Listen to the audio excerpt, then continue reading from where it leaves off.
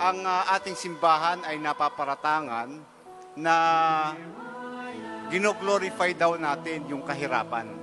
Parang kumbaga niro-romanticize o sinasabing blessed are the poor, hindi po ba? Para bang sinasabi pa na ang simbahan daw gusto nilang manatiling mahirap ang mga tao para makontrol daw, no?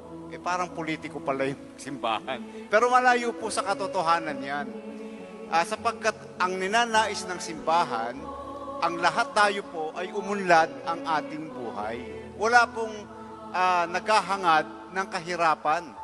Subalit ito'y sakit ng ating lipunan, kung kaya't ang simbahan naman ay tumutugon para matulungan yung mahihirap.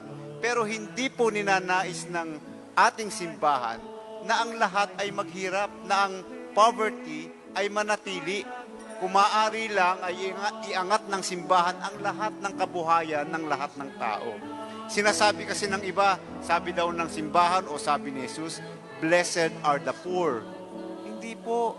Hindi po yan ang sinabi ni Jesus. Ang sinabi ni Jesus, blessed are the poor in spirit.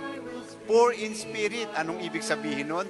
Mapagkumbaba ka, mahinahong ka, maibigin ka sa kapayapaan, at higit sa lahat, kinikilala ng iyong espiritu na mayroong isang mas mataas na kapangyarihan, at yon ang Diyos na lumalang sa ating lahat. Amen po ba? Blessed are the poor in spirit. Kinikilala natin ang Panginoon. At hinihiling ng Panginoon sa atin, ninanais niya, na pagyamanin natin ang mga biyaya na ibinigay niya sa atin. Na ito ay ating gamitin upang umunlad ang ating buhay. Binigyan niya tayo ng talino, binigyan niya tayo ng kakayahan, binigyan niya tayo ng oras, at ang lahat ng ito ay ating magagamit upang umunlad ang ating buhay, nang sa gayon din tayo ay makapagpasalamat, makapagbigay ng pagmamahal sa Kanya, maisuklian natin ang Kanyang pagmamahal sa pamamagitan man lamang ng pagbabalik handog. Na ito'y iniaalay natin hindi naman para sa Kanya, kundi para na rin makatulong sa ating mahihirap na mga parokyano, mga kababayan. Ano po?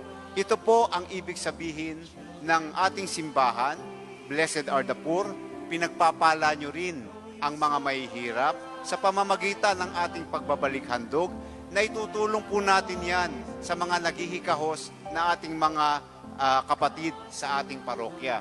Kagaya na lamang nung nasunugan doon sa tapat ng Wilco, nabalitaan nyo siguro. At yan po, PMIC nga po yung karamihan ng nasunog, katabing parokya. Pero nagsilikas po sila doon sa loob ng ating parokya, sa Metro Heights, sa Vargas Compound, at sa iba pang evacuation centers. Kaya tayo po ang first responder. Tayo pong nagbigay ng tulong, tayo pong nanawagan ng mga lumang damit, nagbigay ng pagkain, ng relief goods galing pa sa diocese at galing din sa atin, mga bigas, delata at iba pa. At yan po, saan natin kinukuha? Tulong-tulong po tayo. Yan po yung ating pagbabalik handog, yung mga envelopes na ating pinamimigay, yan po yung ating ginagamit. At ngayon nga po, meron tayong seminar. Yan po ang seminar na formation na talaga namang mabubusog na ang inyong kaluluwa, mabubusog pa ang inyong tiyan, sapagkat libre po yan, walang bayad, at may pakain pa. At lahat po ng iyan, marami pang programa na hindi natin nakikita. Wala man tayong time, no, na maglingkod sa simbahan. Subalit hindi natin maialay ang ating talent sa simbahan. Subalit binigyan naman tayo ng oras ng Panginoon upang umunlad ang ating buhay, upang kumita ng kaunting salapi o maraming salapi, sana marami, upang nang sa gayon ay makapagbalik handog tayo. Hindi man tayo makapaglingkod sa simbahan, ginagamit natin ang ating talino upang kumita ng salapi at makapagbigay handog. Sa gayon, para na rin tayong nagbigay ng time and talent. Kapagkat hindi po lahat ay may oras nga na maglingkod. Subalit inanais ng Panginoon na kahit papaano tayo'y makapaglingkod sa Kanya.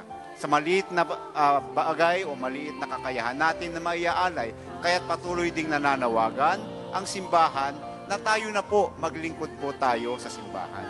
At ngayon, Sunday na ito, tayo pong muli ay magbabalik handog. Para saan? Upang makatulong po sa lahat ng tao, sa lahat ng mahihirap, sa lahat na nangangailangan. Hindi lang pangangailangan ng salapi o ng material na bagay, kundi pangangailangang espiritual.